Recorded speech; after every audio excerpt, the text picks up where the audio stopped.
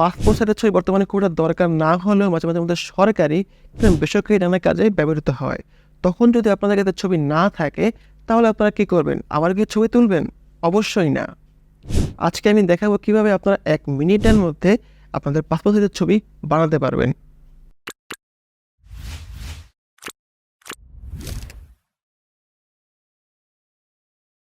প্রথমে আপনাদের ব্রাউজারে সার্চ করতে হবে কাট আউট প্রো লিখে। প্রথমে যে ওয়েবসাইটে দেখতে পাবেন সেটাতে ক্লিক করতে হবে। এরপরে এমন একটি ইন্টারফেস আপনারা দেখতে পাবেন। তার ঠিক নিচের দিকে স্ক্রল করে আসলে পাসপোর্ট ফটো মেকার নামে একটি অপশন পাবেন। এখানে ক্লিক করে আপনি আপনার যে কোনো ছবি আপলোড করে দিবেন। ছবিটির ফেস অবশ্যই ক্যামেরার দিকে হতে হবে।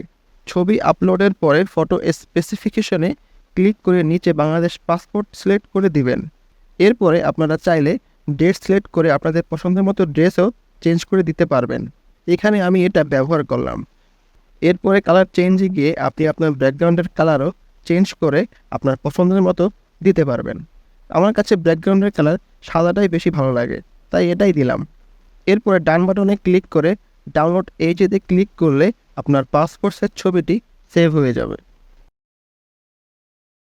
তাহলে আপনি যে কোনো সময় বা যে কোনো জায়গায় বসে ছবিটি ব্যবহার বা প্রিন্ট করে নিতে পারবেন। ঠিক একইভাবে আপনারা মোবাইলের মাধ্যমেও 1 মিনিটের মধ্যে আপনাদের পাসপোর্ট সাইজের ছবি বানাতে পারবেন। সো ট্রাই করে দেখতে পারেন। ভিডিও ভালো লেগে থাকলে অবশ্যই লাইক শেয়ার করবেন।